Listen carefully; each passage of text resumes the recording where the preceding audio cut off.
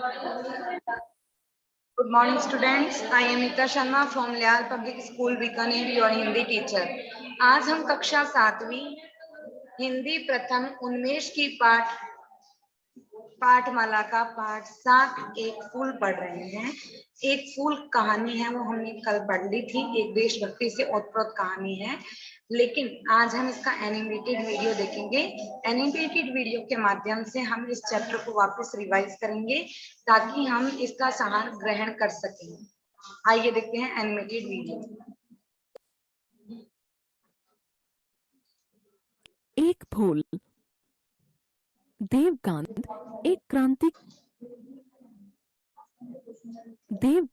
एक क्रांतिकारी युवक थे। वे भारत को आजाद कराने का संकल्प लेकर आजादी की लड़ाई में कूद पड़े थे। जब काशी में क्रांतिकारियों की धरपकड़ शुरू हुई तो वे थोड़ा वेश बदलकर अमृतसर अपने मित्र वकील सोमेश के घर चले आए।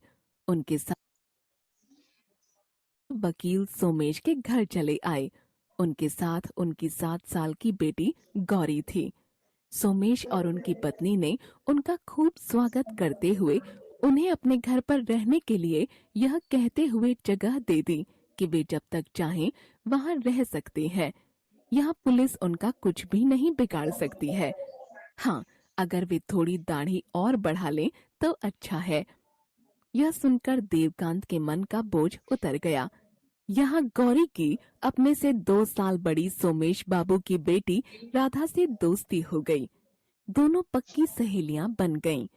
एक दिन गौरी को राधा ने बताया कि स्कूल में मास्टर जी ने बताया है कि गांधी जी उनके शहर में चंदा इकट्ठा करने के लिए रेलगाड़ी से आ रहे हैं। यह सुनकर गौरी की आंखों में चमक आ गई और उसने गांधी जी के दर्शन करने के लिए जाने की बात कही। जब राधा ने पूछा कि वह उन्हें क्या देगी, तब गौरी ने कहा कि उसके पास एक इकन्नी है और वह अपने पिता के साथ वहां जाएगी क्योंकि उसके पिता को गांधी जी जानते हैं। यह सुनकर राधा ने भी अपनी गुल्लक से 4.5 आने निकालकर गौरी को दे दिए। अब गौरी के पास 5.5 आने हो गए। गौरी बोली, इतने थोड़े पैसे देना क्या अच्छा लगेगा? इससे तो अच्छा है कि कुछ फल ले लूं। दोनों सहेलियों ने इस विषय पर खूब बात की और रात को देवकांत जी के लौटने पर गौरी ने उनसे कहा कि वे उसे गांधी जी से मिलवाने ले जाएं।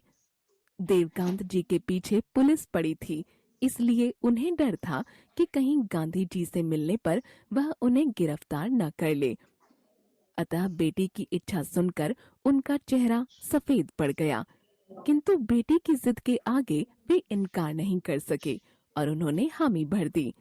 और जिस दिन गांधी जी को आना था, उस दिन दर्शनों के लिए आई भीड़ के बीच गौरी को साथ लेकर स्टेशन पहुंच गए।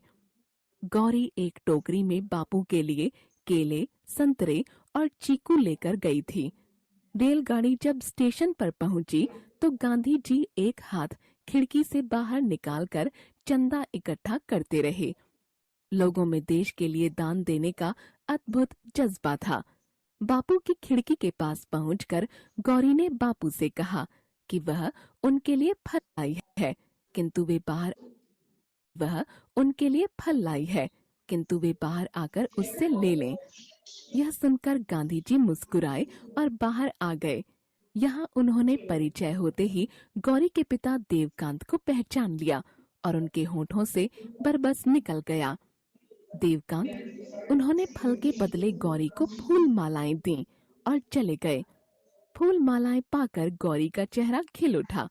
उधर पहचान उजागर हो जाने पर देवकांत को पुलिस ने गिरफ्तार कर लिया।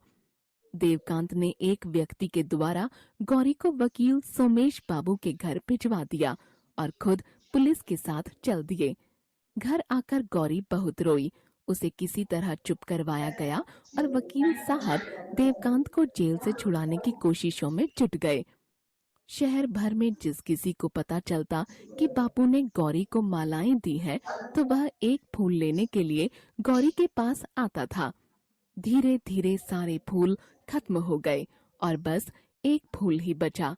उसे गौरी ने अपने पिता की किताब वंदे मातरम में रख दिया और जब 2 वर्ष के बाद देवकांत जेल से छूटे तो उसने यह कहते हुए वह फूल अपने पिता को भेंट किया कि उन्होंने भी तो भारत माँ की आजादी के लिए कष्ट सहे हैं, इसलिए यह फूल उसने उनके लिए बचाया है। बेटी की यह बात सुनकर छलछला आई आंखों के साथ देवकांत ने गौरी को उठाकर गले से लगा लिया।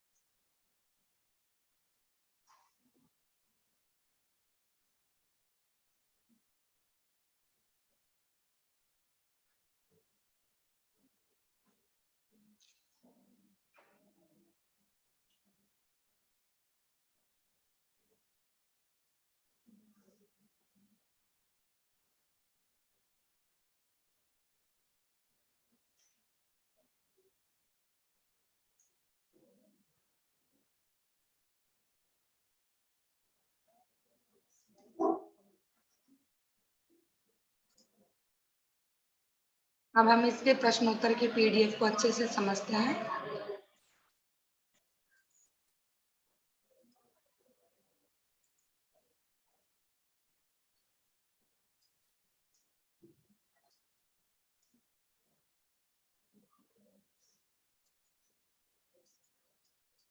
सबसे पहले देखते हैं हम शब्दार्थ।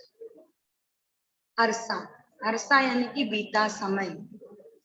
सुराग यानी कि टोह या गुप्त बात का पता लगाना। चंचल यानी कि चपल या जो स्थिर न हो।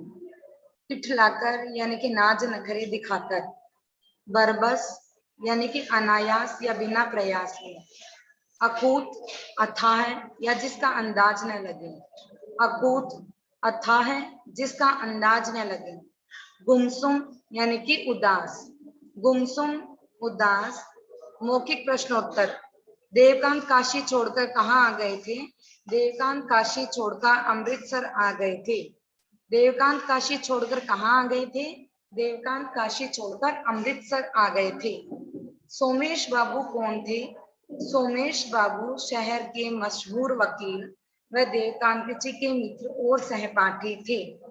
राधा का स्वभाव कैसा था? राधा का स्वभाव चंचल था। लघु प्रश्नोत्तर देखिए। सोमेश बाबू ने पुलिस से बचने के लिए देवकांत को क्या सलाह दी थी? सोमेश बाबू ने पुलिस से बचने के लिए देवकांत को यह सलाह दी कि थोड़ी दाढ़ी बढ़ा लो ताकि तुम्हें कोई पहचान न सके, वो तुम जब तक चाहो मेरे पास रह सकते हो। प्रश्न नंबर 2। राधा ने गौरी को अपनी गुल्लक में से कितने पैसे दिए? दोनों के मिलाकर कितने पैसे इकट्ठे हुए? राधा ने गौरी को अपनी गुल्लक में से कितने पैसे दिए और दोनों के मिलाकर कितने पैसे इकट्ठे हुए? राधा ने गौरी को अपनी गुल्लक में से 4.5 आने दिए, दोनों के मिलाकर कुल 5.5 आने हो गए। एक आना किसके पास था? गौरी के पास था। और 4.5 आने उसको किसने दिए? राधा ने दिए। दोनों को मिलाकर कितने हो गए?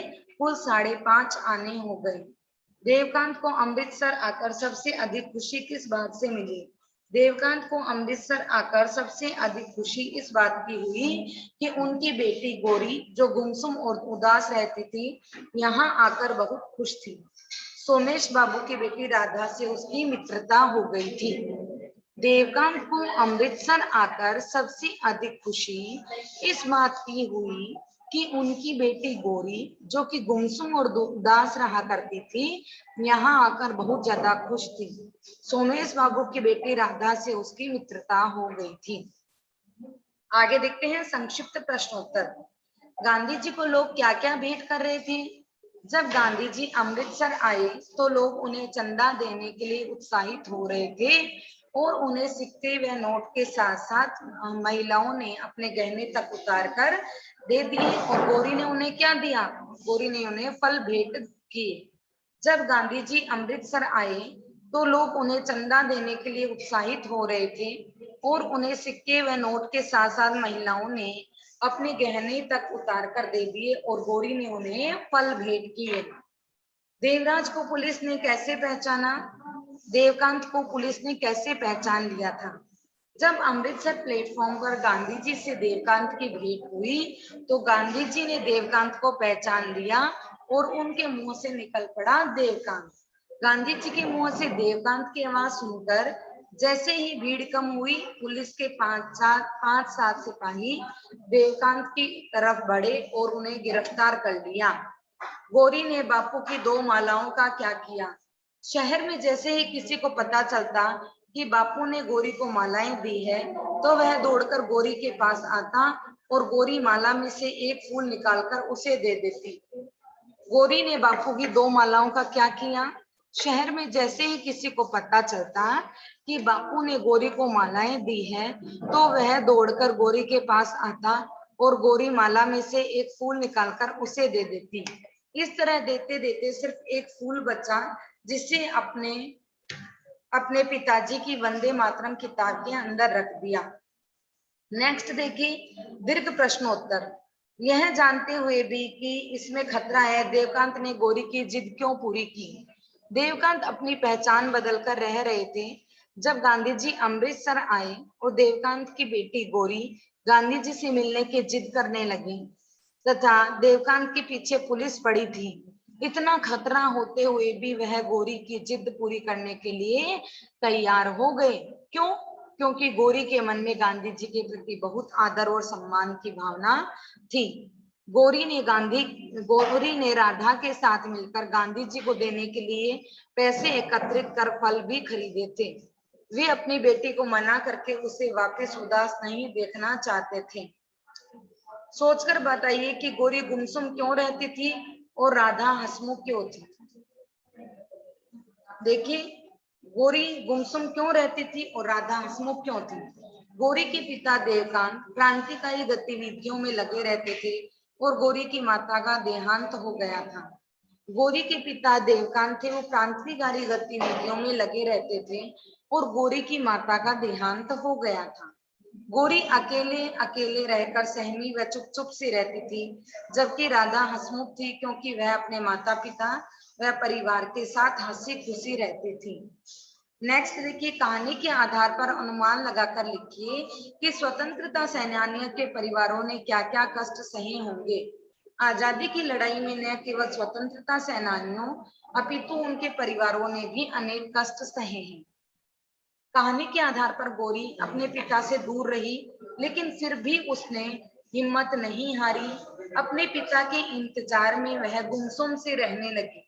उसने अपने पिता के लिए एक फूल उनकी किताब में संभाल कर रखा क्योंकि वह अपने पिताजी को भारत माँ की आजादी के लिए कष्ट सहन करने वाला सच्चा देशभक्त मानकर उनका आदर करती थी।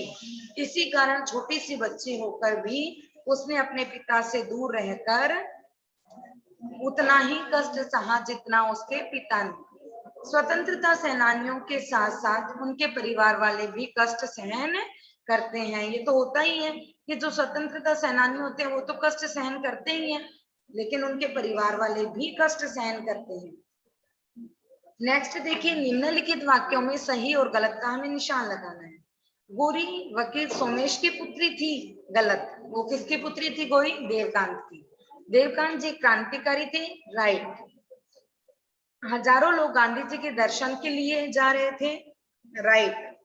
गांधी जी ने गौरी को फल खाने को दिए, रॉन्ग। देवकांत जी को 2 वर्ष की सजा हुई थी, राइट। प्लेटफॉर्म पर चप्पे चप्पे पर सरकार के गुप्तचर थे, राइट। रिक्त स्थानों की उचित शब्दों से पूर्ति करना है हमें। गांधी जी इकट्ठा करने आ रहे थे, क्या करने आ रहे थे? चंदा। राधा गंभीर होकर बोली, ठहर मैं अपनी ले आती हूँ। क्या ले आती हूँ? गुल्लक। गांधी जी उस समय पढ़ रहे थे, क्या पढ़ रहे थे? किताब। बच्चों की चीजें मैं नहीं लेता। कैसे नहीं लेता? मुफ्त में। गांधी जी ने गौरी को दी, क्या दी? मालाएं। आपने भी तो की आजादी के लिए कष्ट सहे, किसकी आजादी के लिए? भारत माँ की आजादी के लिए। नेक्स्ट देखिए भाषा और व्याकरण के प्रश्नोत्तर। मंद लगाकर हमें 2 शब्द बनाना है, 2 क्या 4 शब्द बनाना है। मंद क्या होता है? प्रत्यय। तो जरूरत एक शब्द है और उसके पीछे हमने लगाया मंद, जरूरतमंद, फिक्र के पीछे मंद लगाया फिक्रमंद, अकल के पीछे मंद लगाया अक्लमंद, दौलत के पीछे मंद लगाया दौलतमंद। नेक्स्ट देखिए, निम्नलिखित वाक्यों को हमें निर्देशानुसार काल बदल कर लिखना है। वाक्य हमें दिया गया है, उसके सामने हमें एक निर्देश दिया गया, निर्देश के अकॉर्डिंग हमें इसे चेंज करना है। देखिए, गौरी गांधी जी से मिलने जाना चाहती थी किस में होगा, भूतकाल में, उसको हमें वर्तमान काल में बदलना है। तो आप क्या लिखेंगे, गौरी गांधी जी से मिलने जाना चाहती है। गांधी जी उन्हें खूब अच्छी तरह जानते हैं, गांधी जी उन्हें खूब अच्छी तरह जानते हैं। है को हमें किस में लिखना है, भूतकाल में, तो हमें लिख देना है जानते थे। गांधी जी उन्हें खूब अच्छी तरह जानते थे। राधा ने अपने गुल्लक से पैसे निकाले, राधा अपनी गुल्लक से पैसे निकालेगी। राधा के बाद में ने है, उसको हम हटा देंगे। राधा अपनी गुल्लक से पैसे निकालेगी, यानी वो अभी नहीं निकालेगी, भविष्य में निकालेगी। इतने में गाड़ी आने की सूचना मिली, इतने में गाड़ी आने की सूचना मिलती है। आपके आश्रम में आपसे मिलूंगा, आपके आश्रम में आपसे मिला था, मिलूंगा तो क्या हो जाएगा, भविष्य काल, लेकिन हमें किस में बदलना है, भूतकाल में। तो आपके आश्रम में आपसे मिला था। मिस्टर देवकांत आपको गिरफ्तार किया जाता है, मिस्टर देवकांत आपको गिरफ्तार करेंगे। ये क्या है, भविष्य काल। भविष्य काल में बदलने के लिए हम आगे के, है ना, तो मिस्टर देवकांत आपको गिरफ्तार करेंगे। नेक्स्ट देखिए, निम्नलिखित शब्दों को वर्णों में शब्दकोश के अनुसार जमाना है। शब्दकोश के यानी जैसे आप इंग्लिश में अल्फाबेटिकली ऑर्डर में आप अरेंज करते हो ना, वैसे आपको हिंदी में अरेंज करना है। लेकिन हिंदी में क्या होता है, जैसे सबसे पहले आपको क्या होता है, स्वर वाले शब्द लिखने होते हैं। स्वर यानी ए आ ई उ, इससे संबंधित शब्द लिखने होते हैं। उसके बाद में हम किस में आते हैं, व्यंजन भी आते हैं। तो देखिए यहाँ पर एक तो है उनके शब्द, एक है आएंगे शब्द, और एक है आजादी। ये तीन हमारे स्वर से संबंधित शब्द हैं। तो इसमें देखिए, ऊ तो बाद में आता है, सबसे पहले आ वाले हैं। ए का स्वर यहाँ पे कोई है नहीं, आ के हैं। सर्वप्रथम हमने देखा कि फर्स्ट जो वर्ण है वो आ है, लेकिन आ के बाद में सेकंड वर्ण क्या है, यहाँ पर जय। जय हमेशा क्या होता है, व्यंजन, और यहाँ पर ए क्या होता है, स्वर। तो ए वाला शब्द पहले आएगा, सबसे पहले आएगा आएंगे, सेकंड नंबर पे आएगा आजादी, थर्ड नंबर पे आएगा उनके। नेक्स्ट देखिए, नेक्स्ट है चमक। तो देखिए, क की लाइन का कोई भी शब्द यहाँ नहीं है। क की लाइन के बाद में हमारा आता है च की लाइन। तो च की लाइन में सिर्फ च का एक शब्द दे रखा, चमक। च के बाद में ट की लाइन आती है, ट ठ ड ढ ण। फिर आती है त की लाइन, त की लाइन में तब, त दे रखा तब। त थ द ध न, कोई भी शब्द नहीं आया हमारे पास। जस्ट उसके बाद में आता है प की लाइन, प फ ब भ म। तो प की लाइन का पास और पैसे, ठीक है, प फ ब ना, प का कोई भी शब्द अपने पास नहीं है। उसके बाद में आता है बै से क्या बन रहा है, बोझ, है ना। उसके बाद में प फ ब भ का कोई भी शब्द नहीं है, मैं से क्या आया, मित्र। सभी को क्लियर है। नेक्स्ट देखिए, य र ल व। तो य र से क्या आएगा, रखा और राधा, ठीक है। फिर श श स ह। तो स वाले में स से सहपाठी आ रहे हैं, स से षटकोण और स से सलेट वाला हमारे पास यहाँ पर कोई भी वर्ण नहीं है। तो नेक्स्ट हम चले जाते हैं आगे वाले वर्णों पे। तो स, श, स और है से हमें मिल रहा है यहाँ पर हाथ। तो इस तरीके से हम इसको अरेंज करेंगे शब्दकोश के अनुसार। उम्मीद करती हूँ कि सबको हिंदी व्याकरण और रचना के साथ साथ इसके प्रश्नोत्तर भी अच्छे से समझ में आए होंगे। आज की कक्षा में इतना ही, धन्यवाद।